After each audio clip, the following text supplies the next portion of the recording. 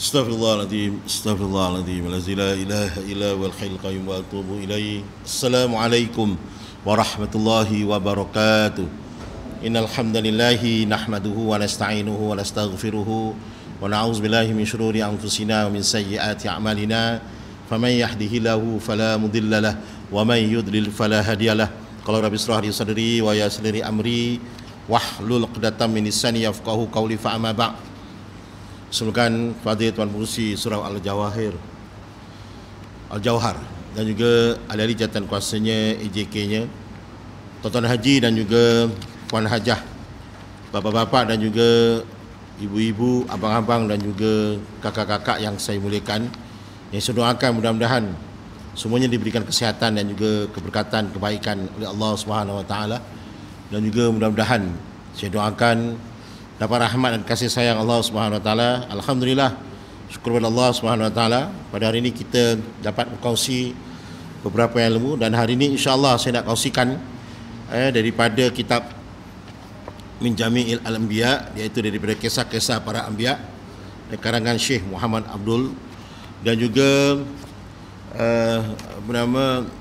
pada hari ini saya nak kongsikan kisah berkenaan tentang Nabi Khidir, ataupun kisah Nabi Khidir yang juga Nabi yang disebut oleh Allah Subhanahu Wa Taala di dalam Al-Quran, iaitu kisah Nabi Khidir alaihissalam.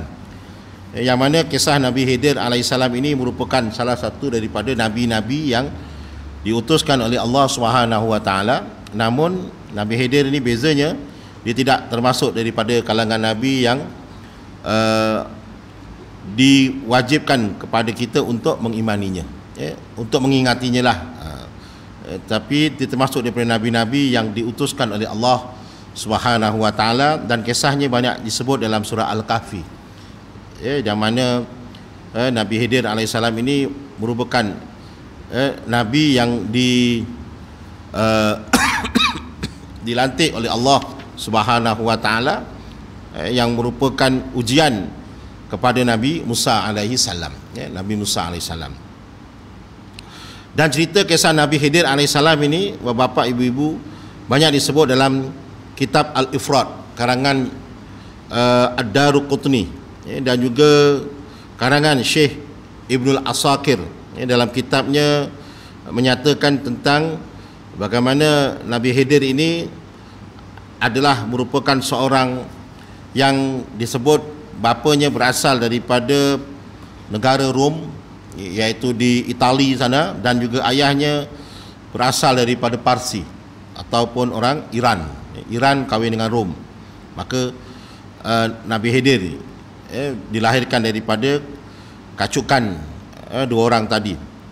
Yang mana dalam riwayat lain, antaranya Al-Alusi menyatakan bahawasanya Nabi Khidir alaihissalam ini adalah salah seorang daripada putera raja, yang mana merupakan seorang putera raja yang bosan duduk dekat dalam istana dan kemudian ingin hidup sebagai rakyat biasa. Ini kisah Nabi Khidir. Dan ada yang menyatakan tentang nama selain daripada namanya Khidir, kadang-kadang disebut juga dengan perkataan Al-Khadir, dan juga kadang-kadang disebut dengan perkataan Al-Khadir. Satu kadang panggil Khadir, kadang-kadang Al-Khadir, kadang-kadang Al-Khidir. Ini nama-nama bagi Nabi Khidir. Dan apa sebab namanya disebut dengan perkataan Al-Khidir, Khadara, Khidrun ataupun Khadrawat. Kalau Khadrawat maknanya sayur-sayuran, kalau Akhdarun maknanya yang berwarna hijau, kalau Khidir maknanya kehijauan. Jadi antaranya dalam kitab karangan Syekh Ibnul Asakir menyatakan disebut namanya Al-Khidir, dan Allah Subhanahu Wa Taala menamakannya dengan nama Al-Khidir kerana ia berpakaian serba hijau. Dia berpakaian serba hijau, songkoknya hijau, jubahnya hijau, mungkin serbanya hijau, jubahnya hijau, maknanya serba kehijauan. Jadi lantaran kerana kehijauan itu, maka dia digelarkan sebagai nama Al-Khidir. Ada juga yang menyebut disebut dengan nama Al-Khidir kerana apabila Nabi Khidir ini dia berdiri, maka cahaya kehijauan akan keluar daripada badannya kerana sinaran matahari. Kalau dia berada dalam sinaran matahari itu,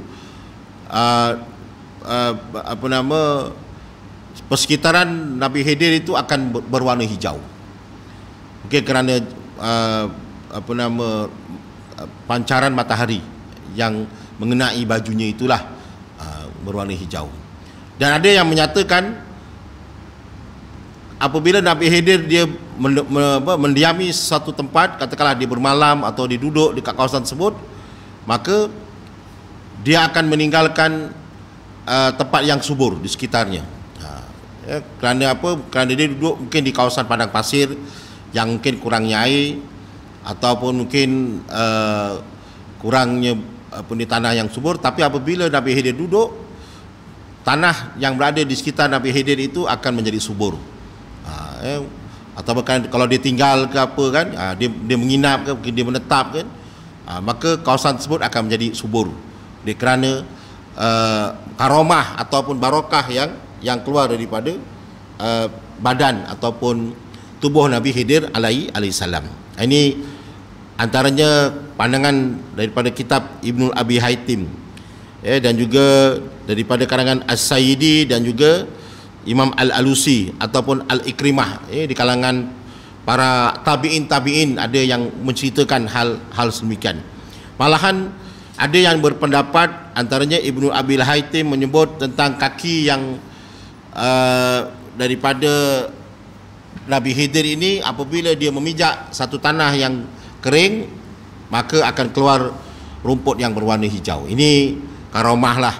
Mungkin kalau kita memahami cerita ini mungkin agak pelik lah. Dalam suasana moden sekarang ni, kita akan bercerita mana mungkin akan keluarnya pokok kalau tak ada air, tak ada baja, tak ada tanah. Tapi ini mungkin cerita daripada para sahabat ataupun para tabi'in. Dan dalam satu riwayat hadis Nabi SAW daripada Abdullah bin Abbas radhiyallahu anhu, ani Nabi SAW, ada meriwayatkan bahawasanya ketika Nabi Khidir ini dia baring atau duduk di tumpukan jerami yang sudah kering, maka jerami yang dia baring ataupun duduk bersandar di tempat tersebut akan kembali menjadi hijau. Ini daripada riwayat hadis Nabi yang diriwayatkan daripada Imam Bukhari, meriwayatkan tentang tentang Khidir. Malahan kalau tuan-tuan perasan, dalam kisah Nabi Khidir pun nanti akan ada cerita-cerita pelik. Mana mungkin seorang Nabi itu boleh membunuh. Tapi dalam cerita yang disebut dalam surah Al-Kahfi, memang benar Nabi Khidir ini dia membunuh orang. Dia bunuh bukan orang, malahan kanak-kanak, dengan cara dia mengimpit budak tu. Budak tu dicekik lah, senang cerita lah kan. Dia cekik dengan lengannya. Tapi kisah ni benar berlaku. Yang mana bukannya cerita dalam hadis, malahan disebut dalam Al-Quran, dalam surah Al-Kahfi. Maknanya memang benar lah Nabi Khidir ni Nabi yang agak pelik. Malahan dia membunuh. Dan dia membunuh tu dia tidak dikisas, tidak dihukum bunuh. Malahan bila ditanya, kenapa kamu bunuh? Ini perintah Allah. Allah Ta'ala perintahkan dia dibunuh. Maknanya tak ada satu pun hakim yang akan menghakimi, mengadili. Kerana dia memanglah seorang Nabi. Dan tak ada siapa pun yang akan pertikaikan.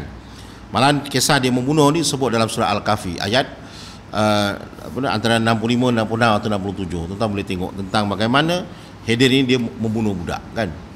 Seterusnya tuan-tuan, kita sambung lagi tadi cerita tentang Nabi Khidir. Sebelum kita cerita tentang dalam, ada yang menyebut Nabi Khidir ini adalah merupakan salah seorang putera raja, yang mana putera raja tersebut antara raja-raja yang sangat tekun beribadah, melakukan ketaatan kepada Allah Subhanahu wa taala. Dan Nabi Khidir ini dia lari daripada istana tadi.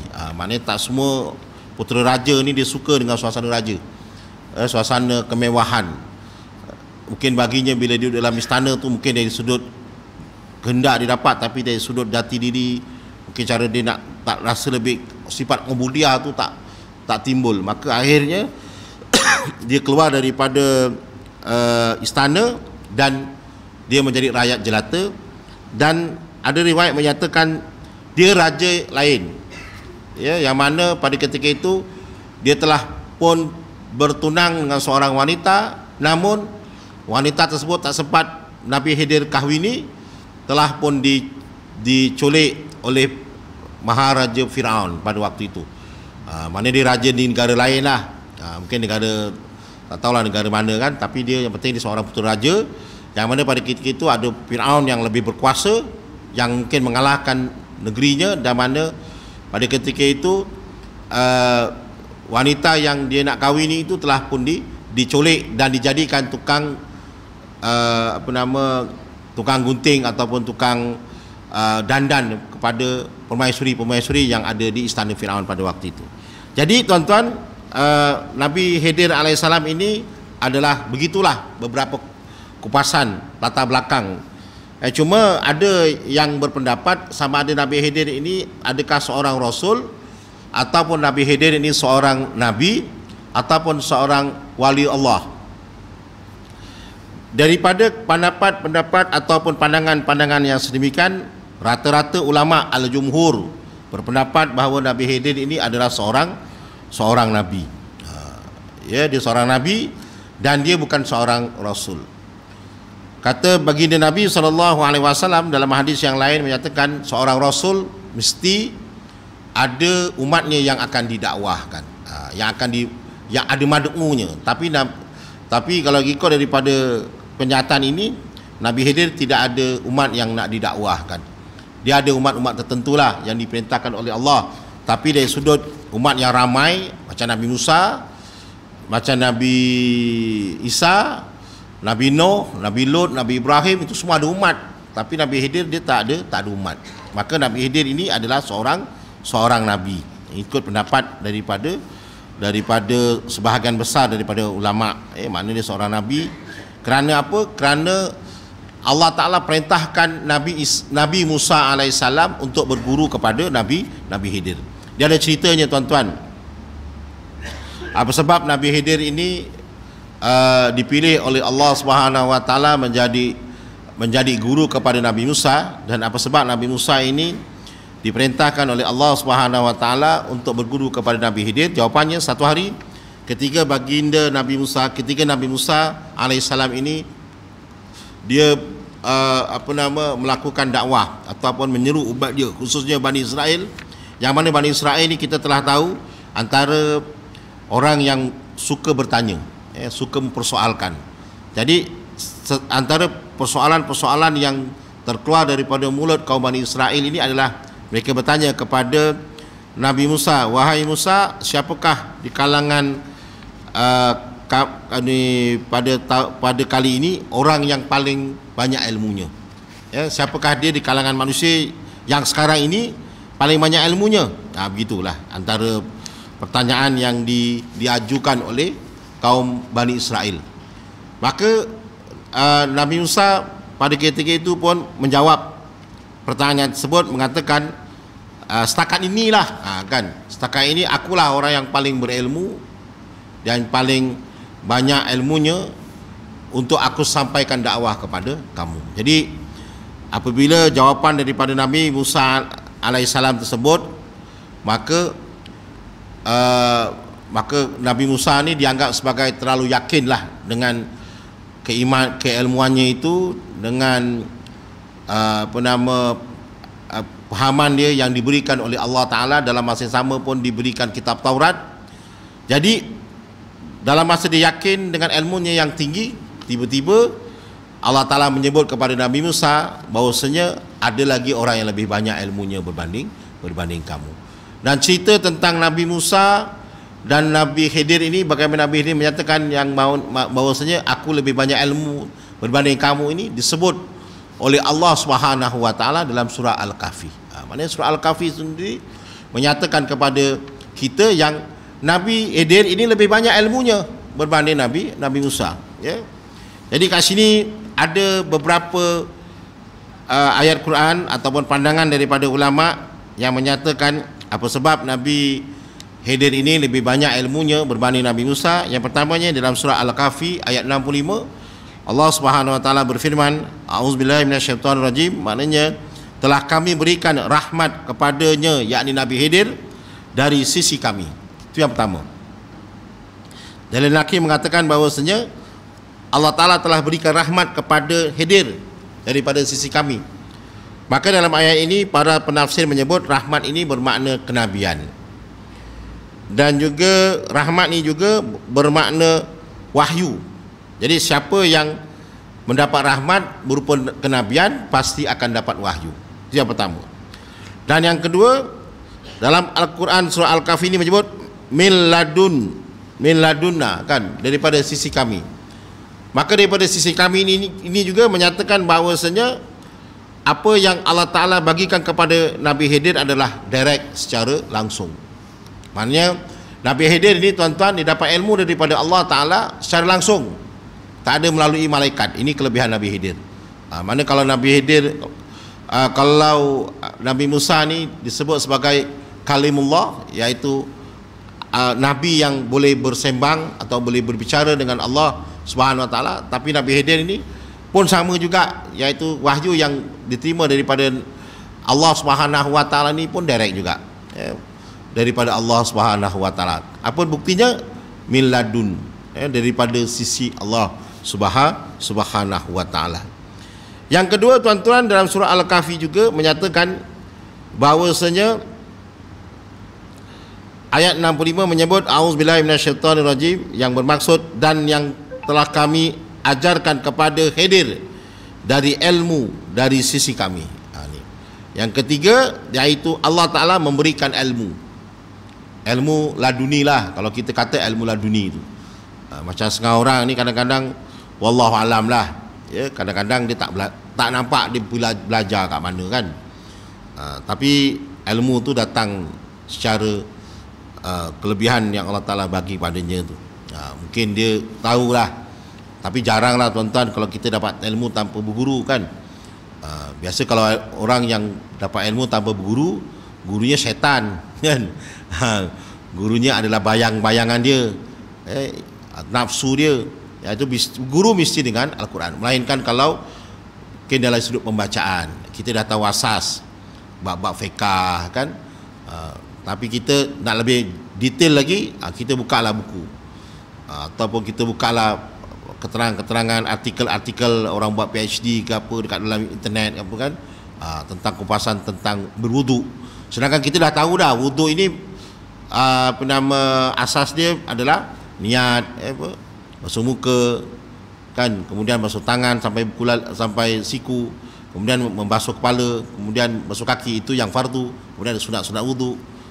Tapi kita nak memahirkan lagi wuduk yang macam mana, kita buka kupasan orang buat PhD tentang wuduk ni, sudut falsafahnya. Itu lain. Ini ilmu yang langsung mungkin tak pernah dipahami, tiba-tiba dia belajar, kan. Tapi ada setengah orang juga yang dia belajar sendiri, melalui pengalaman dia, kan. Dia tengok, dia faham, dia tanpa guru sangat, dia boleh memahami lah. Itu memang akal dia lah, maknanya dengan buku. Jadi dalam masa sama buku dia itulah guru dia, kan.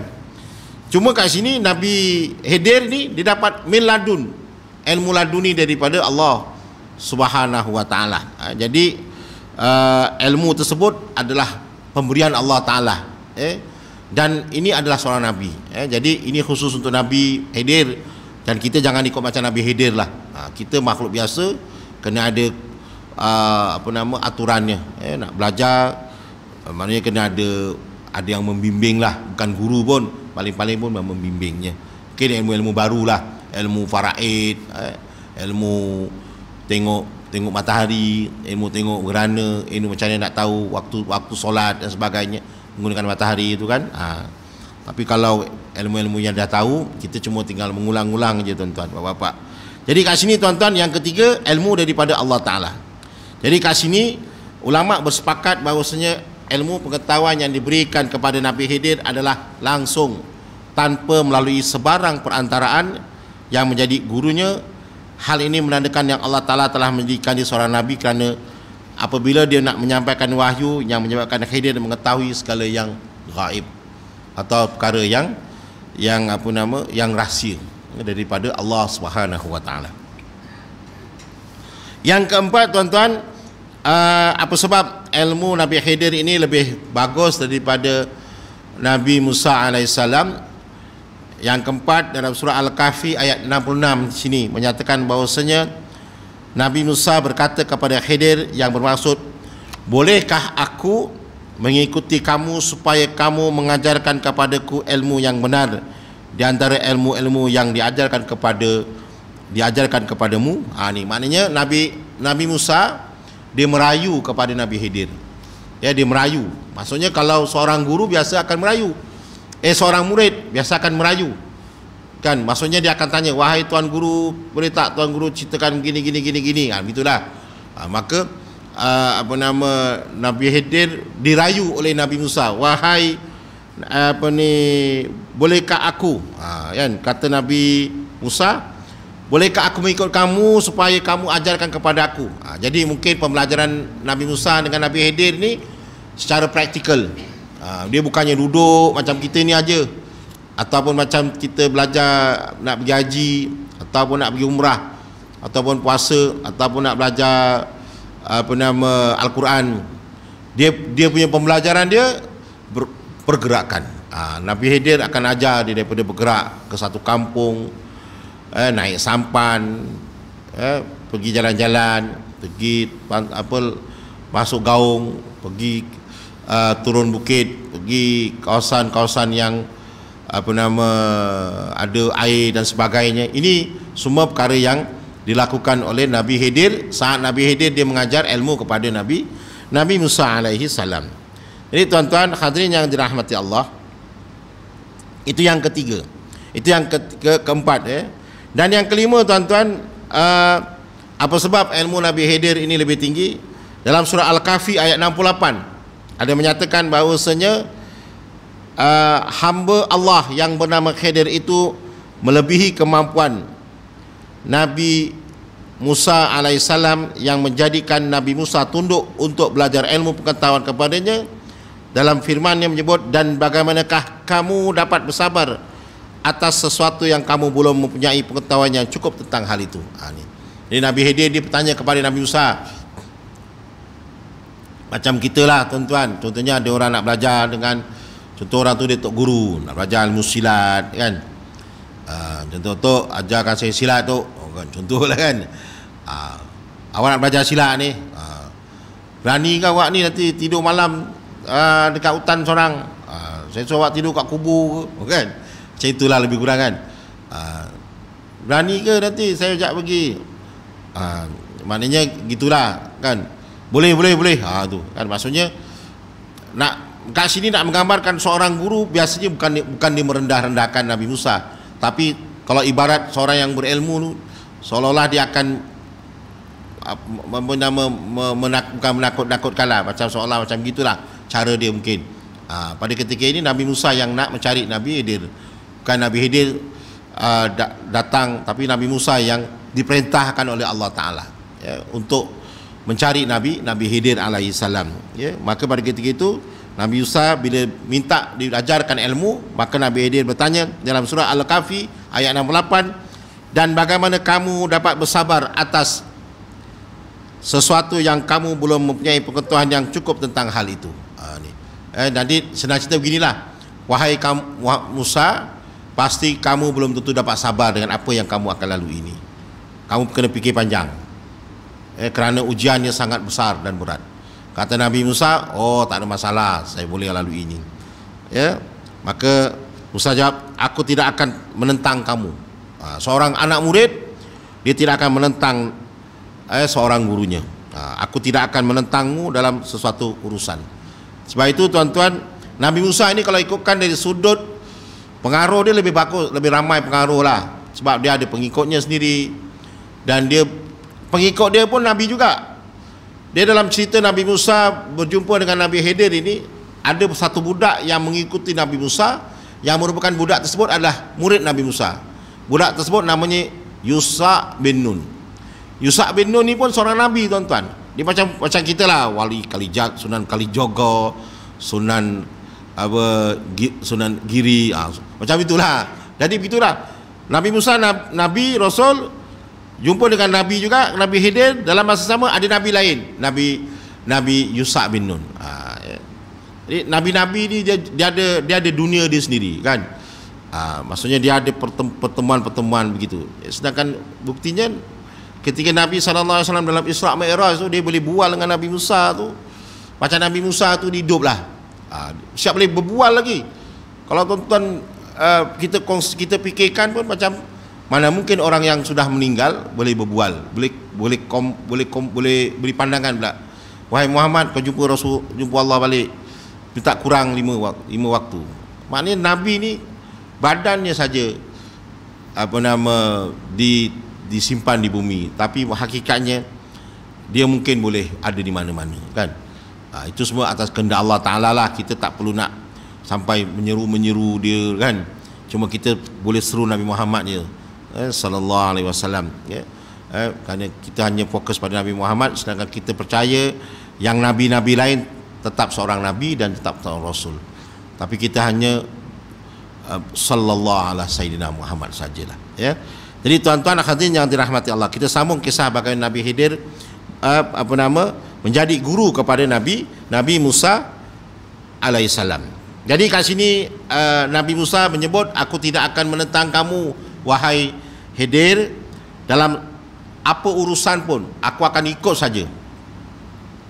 Walaupun selama ini Nabi Musa ramai orang akan ikut dia. Nabi Musa memberikan perintah, memberi arahan, tarik janggut Nabi Harun alaihissalam ketika turun daripada gunung Tur Sina kan. Dia tengok umat-umatnya semua sudah menyembah lembu Samiri kan pada ketika itu, ya. Dia marah dengan Nabi Harun, dipegang janggut Nabi Harun pada waktu itu, dan dia bercakap dengan kaum ini kali dia dengan Nabi Khidir, aku akan ikut kamu wahai Khidir, dan aku tidak akan menentang kamu. Ini kata-kata seorang anak murid kepada gurunya. Jadi tuan-tuan hadirin yang dirahmati Allah, itu yang keempat, maknanya Nabi Musa menyatakan janji setia dan taat kepada Nabi Khidir alaihissalam. Yang keenam,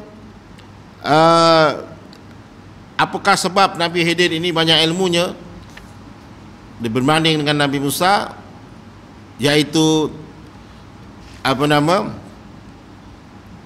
Nabi Khidir pernah bercakap dalam surah Al-Kahfi ayat yang ke-65, menyatakan bahawasanya, dan bukanlah aku melakukannya menurut kemauanku sendiri. Surah Al-Kahfi ayat 82. Nabi Khidir telah pun menjawab bahawasanya, aku ni semuanya buat perkara-perkara sedemikian ini bukan atas kemauanku sendiri. Tadi tu nanti kenapa Nabi Khidir ditanya tu, akhirnya dia jawab, apa yang aku buat ni semua bukan kehendak dan kemahuan aku.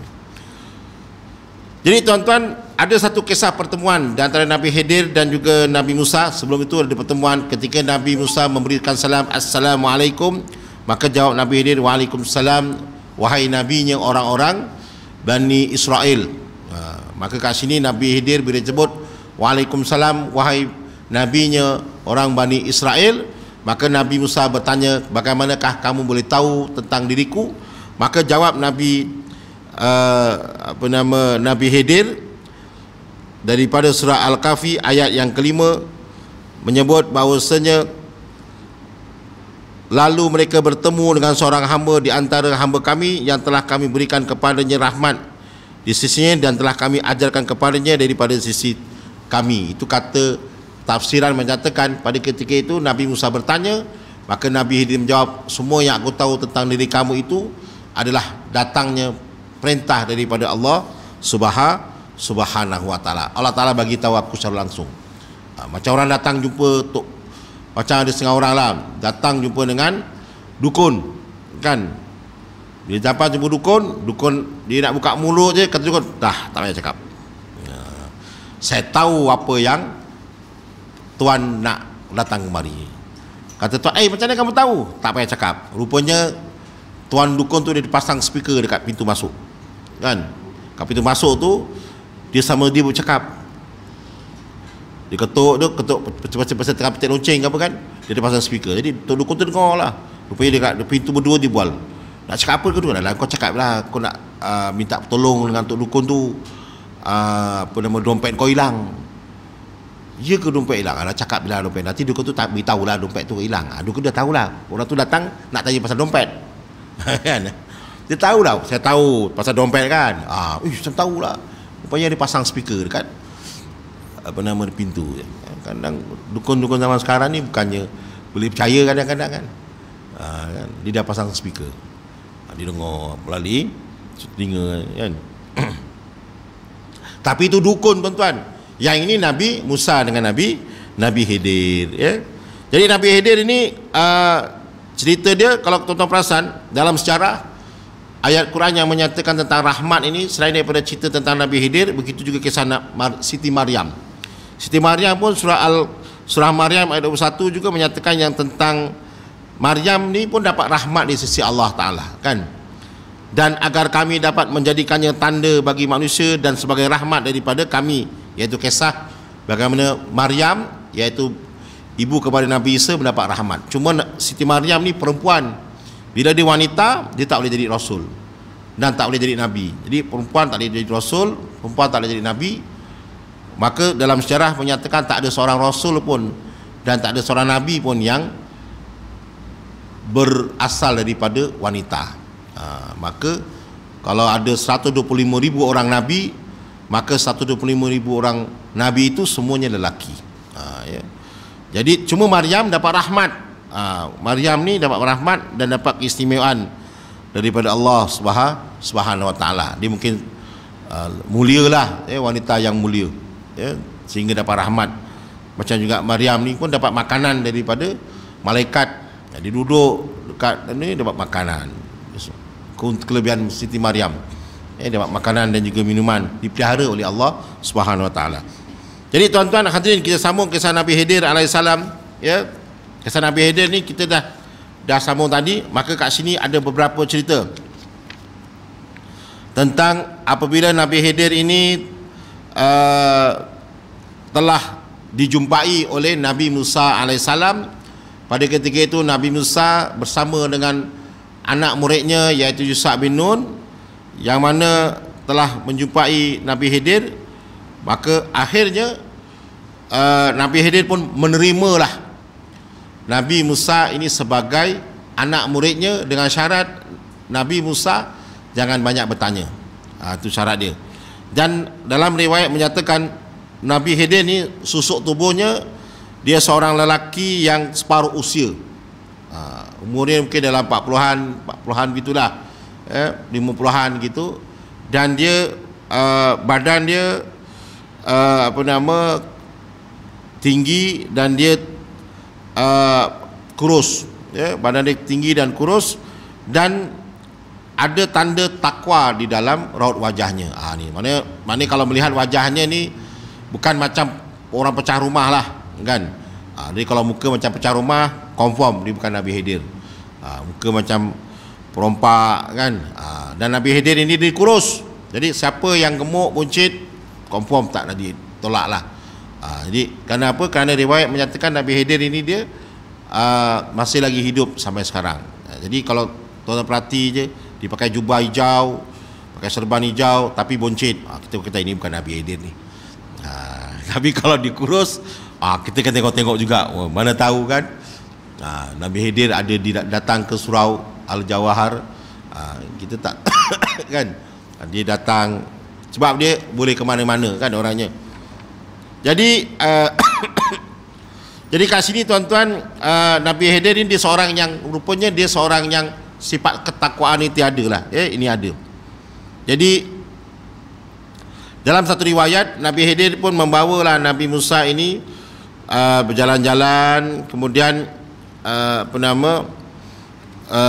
kemudian dalam masa yang sama ketika mana dia berjalan-jalan, maka didapati pada ketika itu bahawasanya Nabi Khidir tiba-tiba mengambil budak kan. Mana dibawa budak, bahawasanya kemudian budak tersebut dicekik leher dia. Ni cekik leher dia, kemudian kemudian apabila dicekik leher budak tu, kemudian budak tu pun meninggal lah. Budak tu meninggal. Maka Nabi Musa pun bertanya, kenapa kamu cekik leher budak tu kan? Kan apa nama, budak itu tak bersalah. Maka antara perkara pertama yang Nabi Khidir jawab, apa dia tuan-tuan? Pasti kamu tidak akan sabar dengan aku. Ini antara pertanyaan Nabi Khidir. Aku dah agak dah, kata Nabi Khidir, engkau mesti tak sabar dengan aku. Maknanya kat sini nak menggambarkan yang apa nama, Nabi Khidir ini apa nama, akan mengeluarkan kata-kata yang sedemikian. Tuan-tuan boleh tengok bagaimana Nabi Khidir ini dia cekik budak tersebut dalam surah Al-Kahfi ayat 74. Nabi Musa bertanya, mengapa kamu bunuh jiwa yang bersih? Bukankah kerana dia ini membunuh orang lain? Sesungguhnya kamu meletakkan sesuatu yang mungkar. Surah Al-Kahfi ayat 74.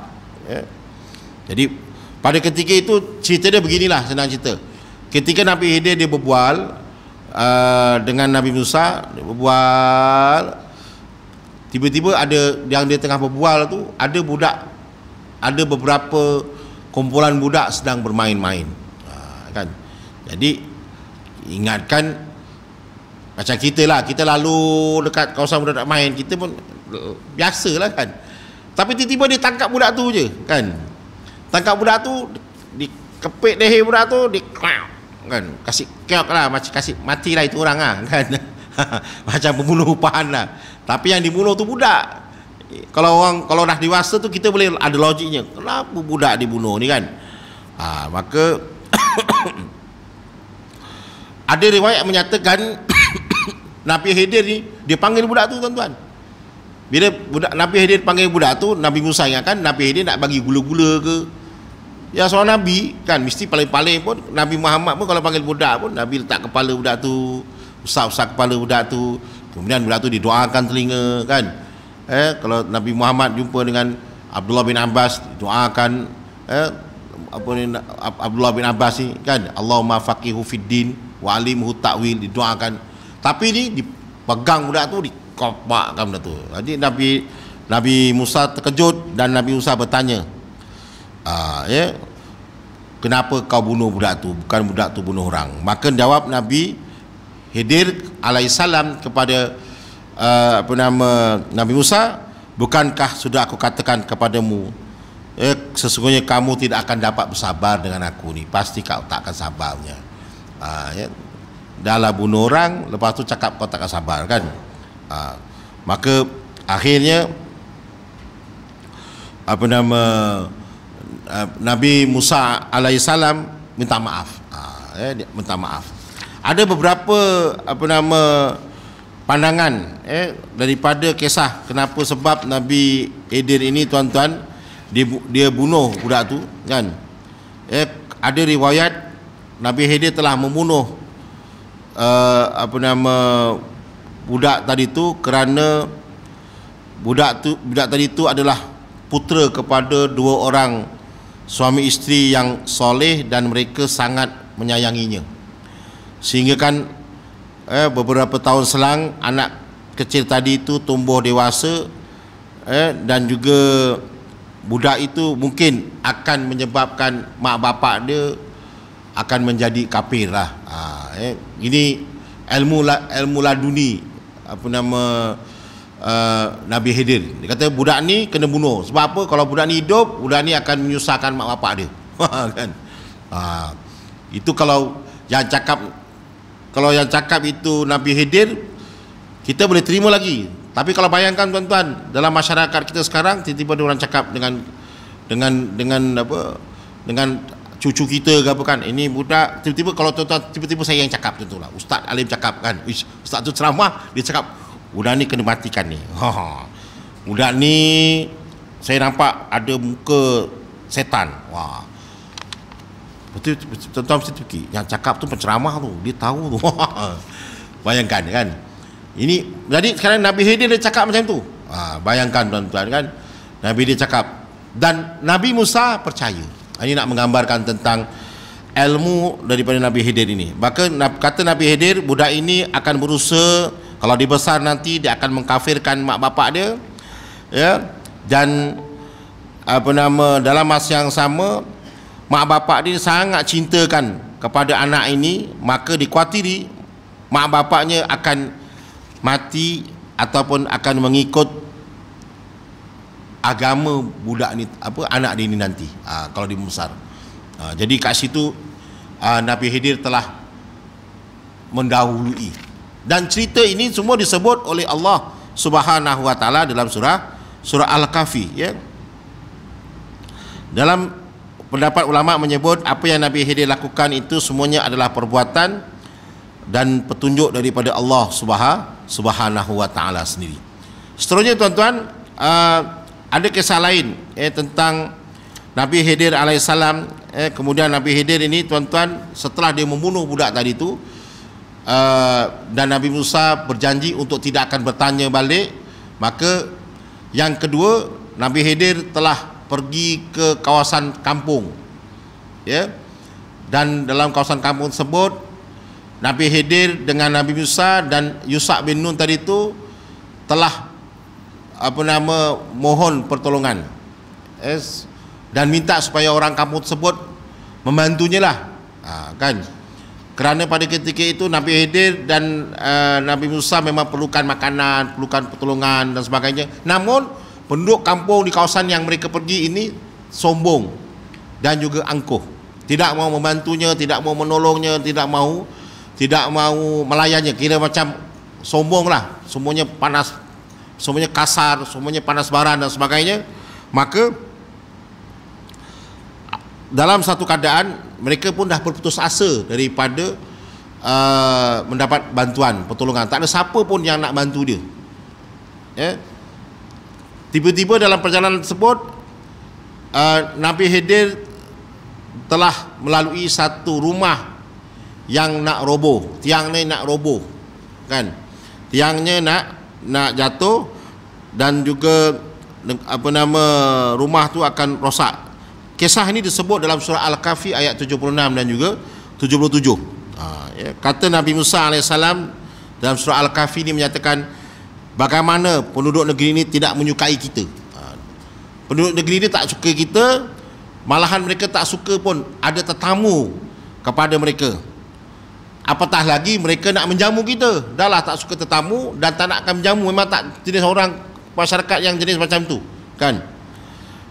Dan Nabi Musa menambah lagi, dah lah tak jamu, tiba-tiba pula kita nak sibuk-sibuk pula nak tolong betulkan rumah yang nak roboh ni, ataupun dinding yang nak roboh ni, tiang nak roboh ni, kita tegakkan balik, kita cari kayu, kita betulkan balik sedia kala macam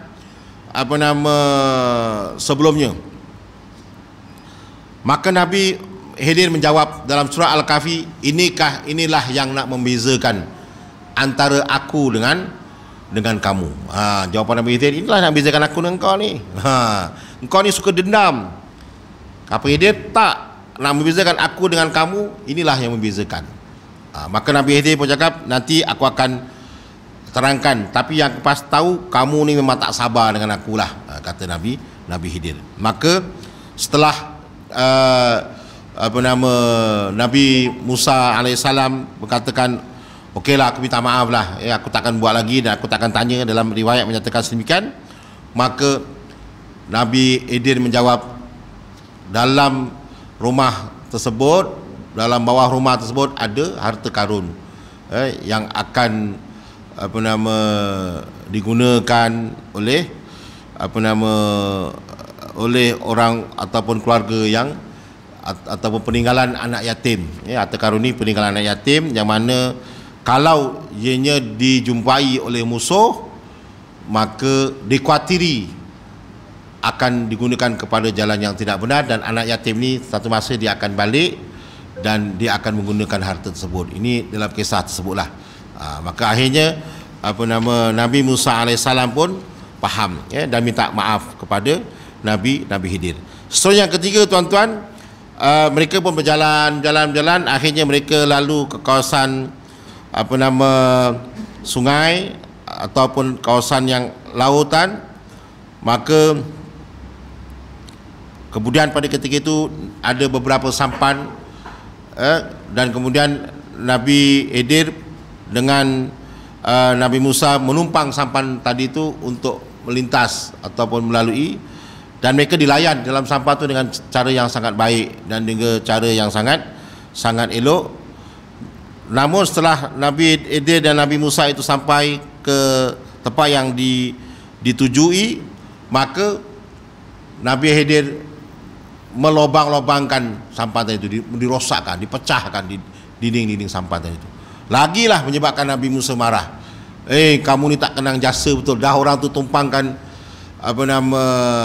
kita daripada sebelah sana ke sini, kita pula nak musnahkan sampan-sampan. Maka jawapan Nabi Khidir tadi sama juga. Kamu tak akan sabar dengan aku. Kau tak sabar dengan aku. Kata Nabi Khidir, inilah dia sebenarnya yang membezakan ilmu aku dengan ilmu kamu. Kan? Maka akhirnya Nabi Khidir pun berterus terang, sampan-sampan ini akan digunakan oleh tentera musuh untuk berperang, dan kalau kita tak musnahkan, maka takutnya sampan-sampan itu akan digunakan untuk memusnahkan musuh dan juga memusnahkan masyarakat. Musuh akan gunakan sampan tersebut untuk memusnahkan masyarakat yang berada di situ untuk digunakan dalam bab perang. Maka inilah yang membezakan antara ilmu aku dan ilmu kamu. Dan kalau kita tengok tuan-tuan, akhirnya Allah Subhanahu wa taala telah memberikan beberapa pembelajaran dan juga pengajaran kepada Nabi Musa alaihissalam, supaya Nabi Musa ini menjadi orang yang lebih tawaduk, dan supaya jangan sampai tersalah cakap dengan kata-katanya dan juga dengan ucapan-ucapannya ini. Dan mudah-mudahan Nabi Musa akan menjadi orang yang lebih pintar dan juga lebih bertakwa kepada Allah Ta'ala. Dan kisah pertemuan Nabi Musa dengan Nabi Khidir ini tuan-tuan berlalu begitu. Selepas kes Nabi Khidir ini memusnahkan sampan, selepas daripada itu habis begitu saja. Tak ada cerita lagi lah. Mungkin mereka berpisah dan tak ada lagi pertemuan kedua lepas tu. Wallahu alam kalau ada pertemuan kedua.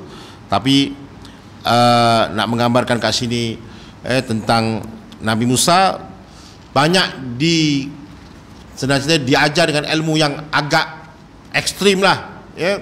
Maknanya ilmu tu ilmu ekstrim, tentang sampan tadi tu.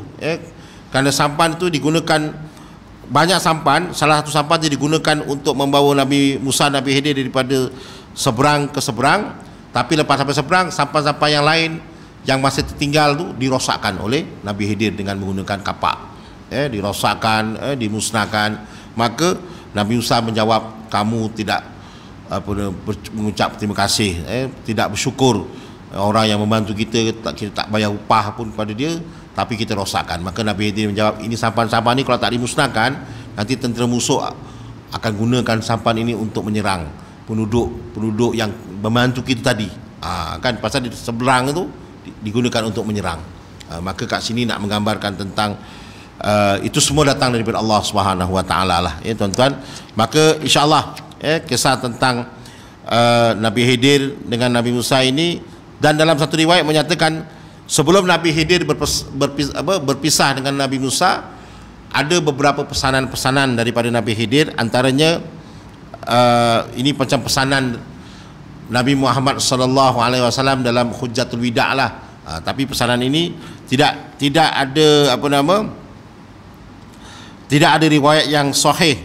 Cuma riwayat ini banyak didatangkan daripada Abdullah bin Abbas radhiyallahu anhu. Mana kisah yang didatangkan daripada Abdullah bin Abbas, yang mana Abdullah bin Abbas ni banyak membaca kitab-kitab lama. Kalau kita tahu Abdullah bin Abbas dan juga Sayyidina Ali radhiyallahu anhuma, kedua-duanya ini adalah sepupu kepada baginda Nabi sallallahu alaihi wasallam. Abdullah bin Abbas ni sepupu pada Nabi. Jadi Nabi ni biasanya akan ajarkan anak-anak buah dia ataupun sepupu-sepupunya ni kitab-kitab lama.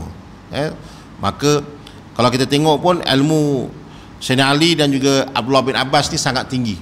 Hal-hal yang berkaitan tentang kitab Taurat dan juga kitab Al-Injil. Maka pesanan Khidir dan Nabi Musa ini tidak ada dalam Al-Quran.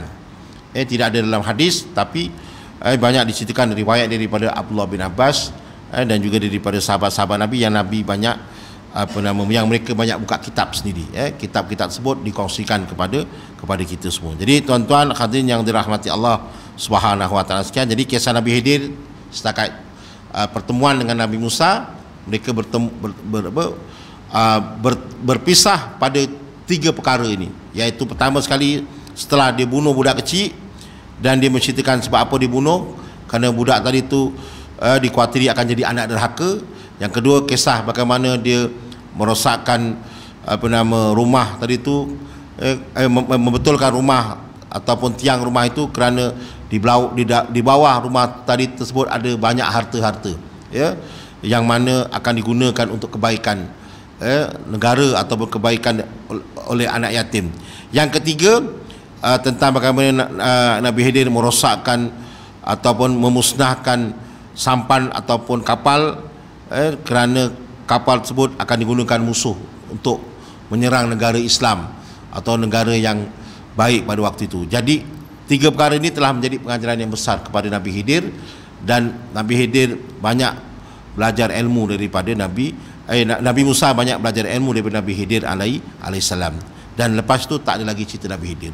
Dan kalau kita tengok riwayat daripada ulama yang berpendapat Nabi Khidir itu masih lagi hidup sampai sekarang. Daripada kitab Tahzibul Asma'il wal Lughat menyatakan yang Nabi Khidir ini masih lagi hidup, dan Nabi Khidir masih hidup ini disokong oleh Imam An-Nawawi rahimakumullah. Dalam kitab-kitab lain pun menyatakan bahawasanya Nabi Khidir ini masih lagi hidup sampai sekarang, dan dia boleh berada di mana-mana.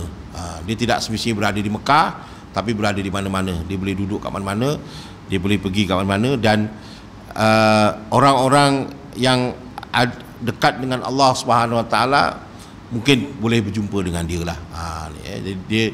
Dia seorang nabi, dan dia tak macam nabi, tidak macam Nabi Isa. Dia Nabi Khidir ni nabi yang ada sepanjang zaman, kan. Nabi Isa ni nabi yang nanti nak ujung-ujung nak kiamat, nanti Nabi Isa turun. Tapi Nabi Khidir ni ada riwayat menyatakan nanti apabila Dajjal turun, maka ada satu kisah tentang Nabi Khidir ini, tentang pemuda yang melawan Dajjal tadi tu.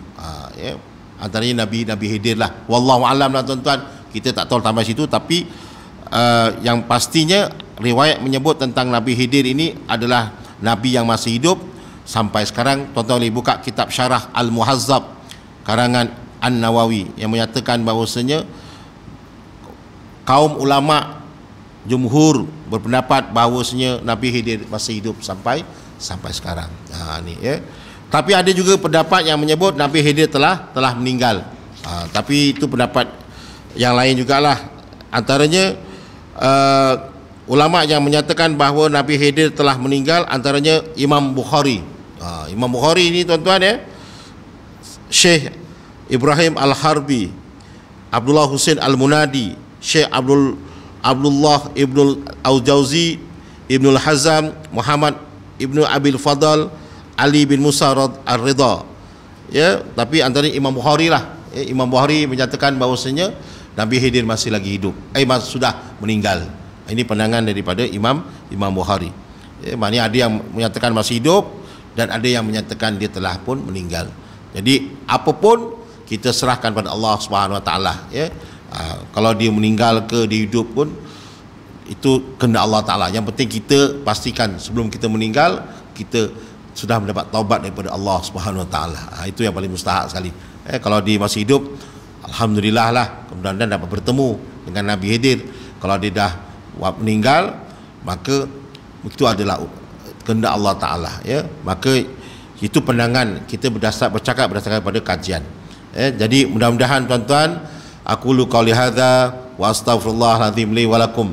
Wassalamualaikum warahmatullahi wabarakatuh.